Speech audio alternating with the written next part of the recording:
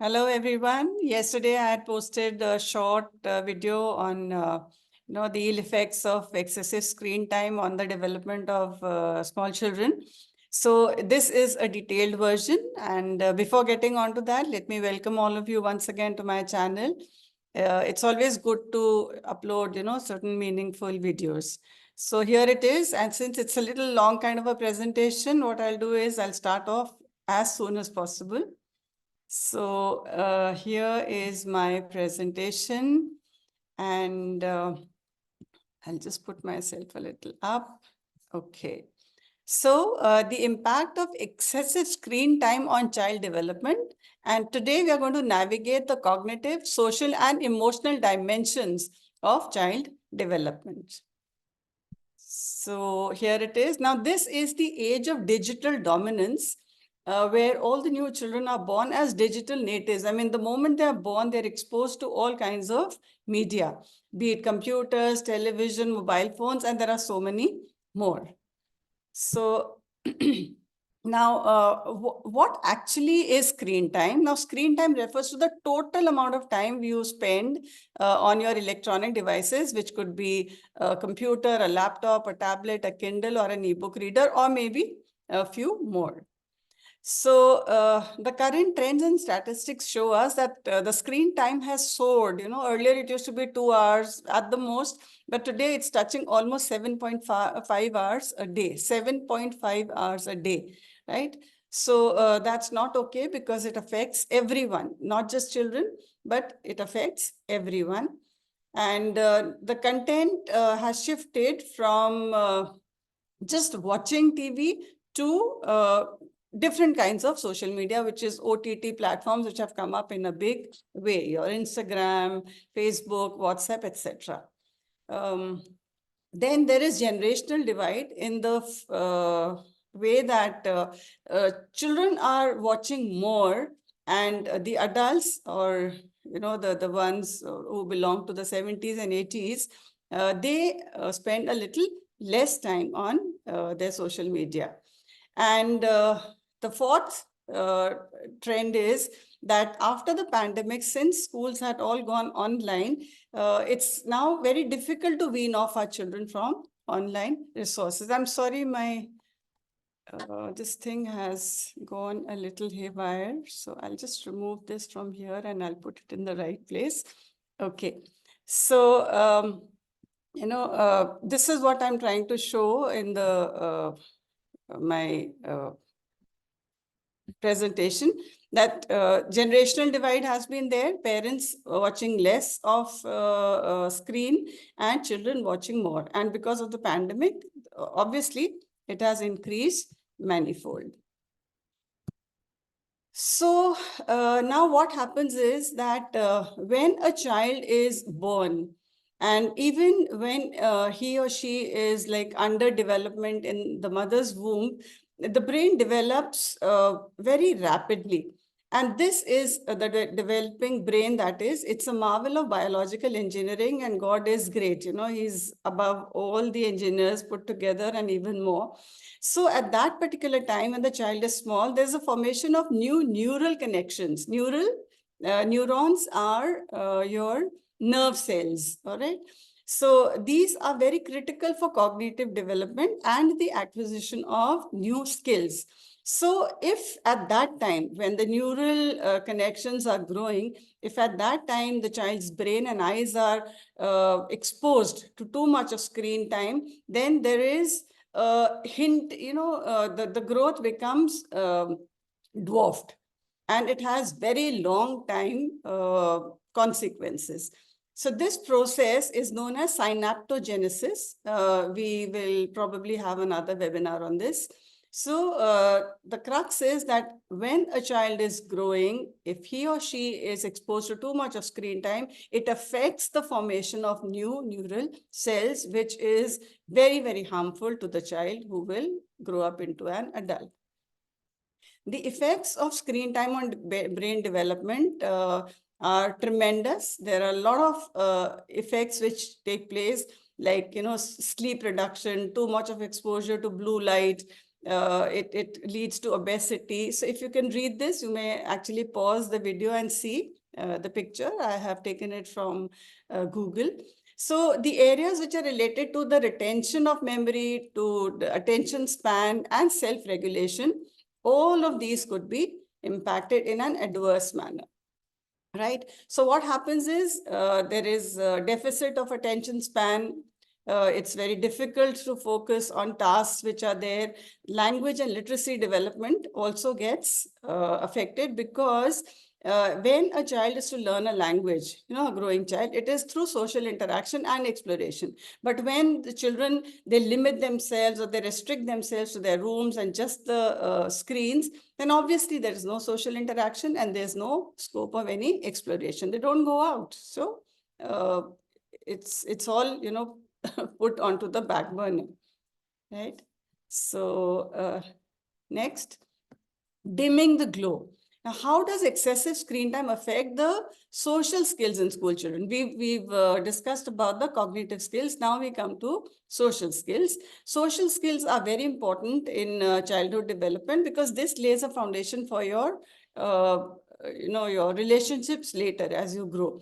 So it's a very crucial aspect of childhood development. Now, what happens is because of lack of interpersonal interaction, because of screen interaction, your social skills and social development becomes a missed opportunity. So to develop social skills, you need to have face-to-face interactions, conversations, the ability to read non-verbal clues, and also to negotiate and build friendships through play.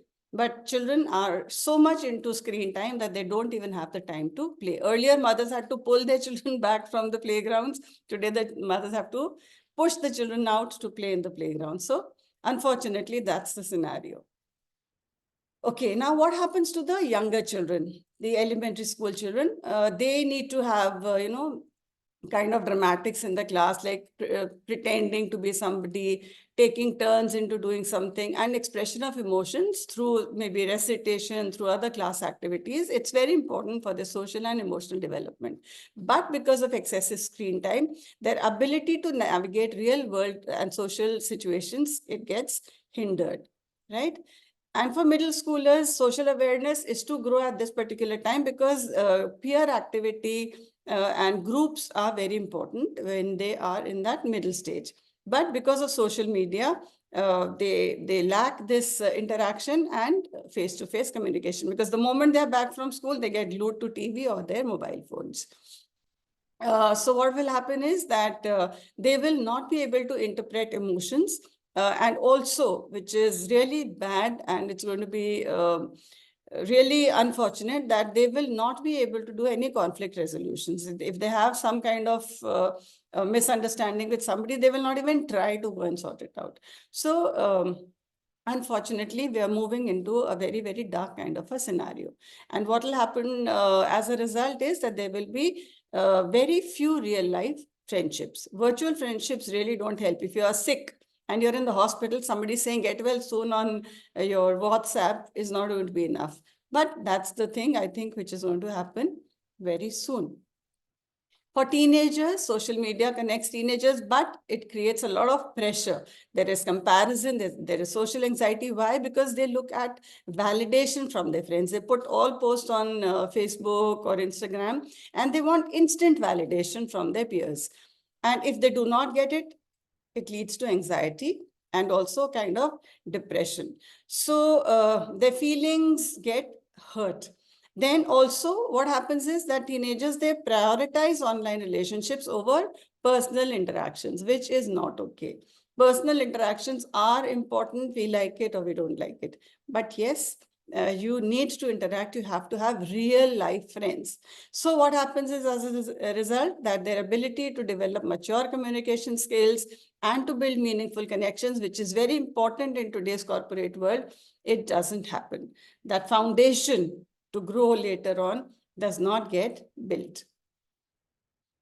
Also, the development of empathy and understanding doesn't take place. Empathy is something which is different from sympathy. Sympathy is kind of looking down upon somebody who is in trouble. But empathy is to feel to be in somebody else's shoes and feel what he or she must be feeling. So that is a cornerstone of healthy social relationships. But because of this excessive screen time, people are losing their empathetical attitude or aptitude.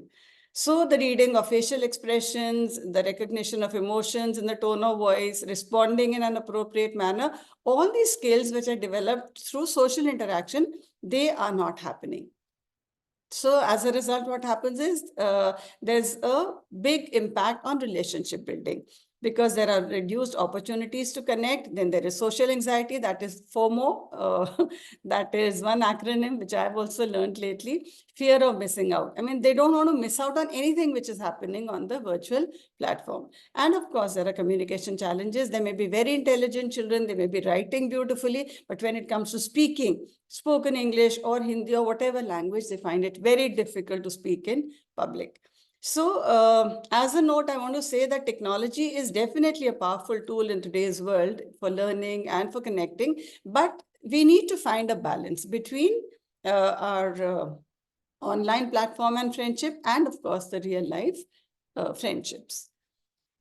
So what happens is that the third aspect which suffers is the emotional well-being of school children.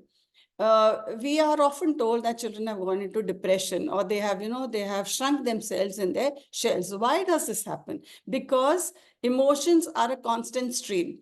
And this entertainment, which is happening virtually, they get addicted to those games, etc.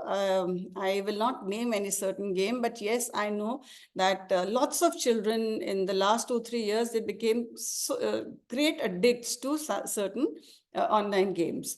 And this has a significant negative impact on their emotional well-being. They start living in a virtual world. They get lost from the reality.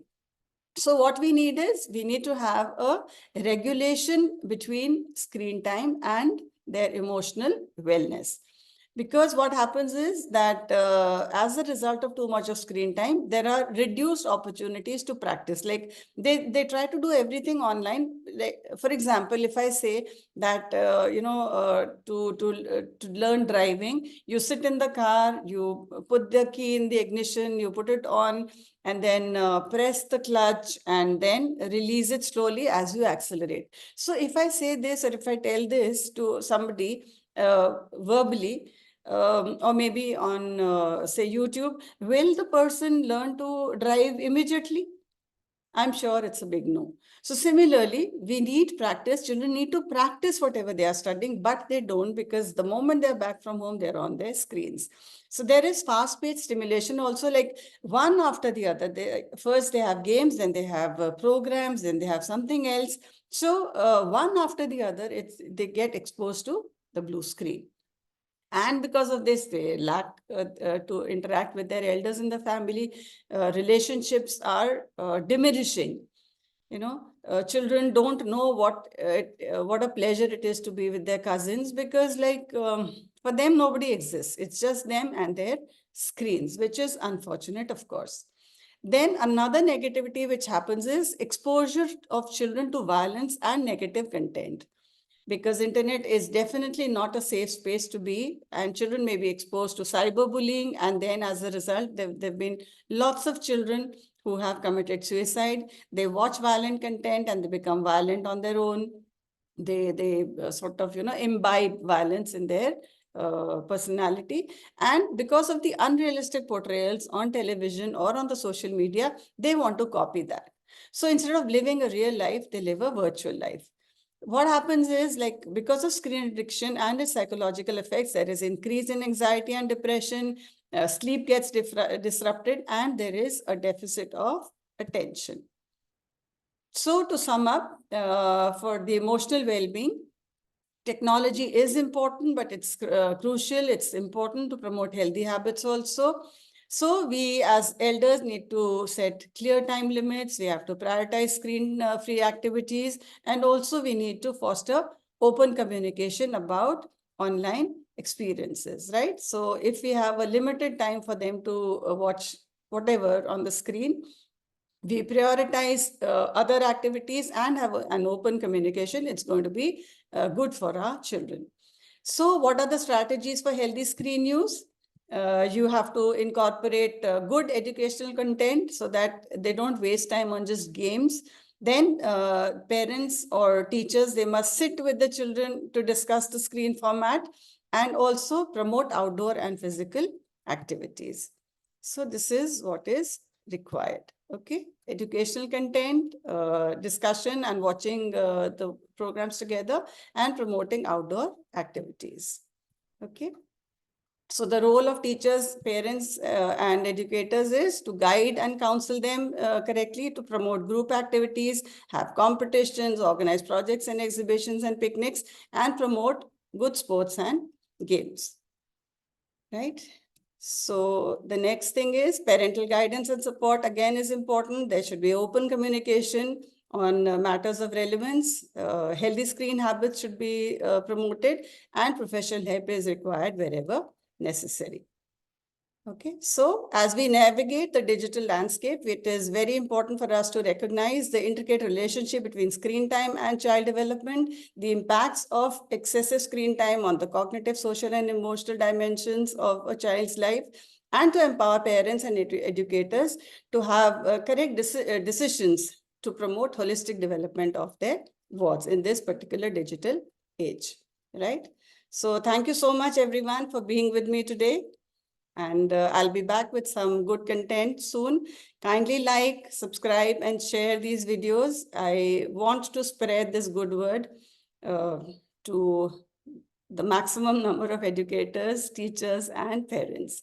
So for the time being, I'm signing off. I'll be back again with some good video. And till then, enjoy your week. Have a good time, and bye-bye. See you soon.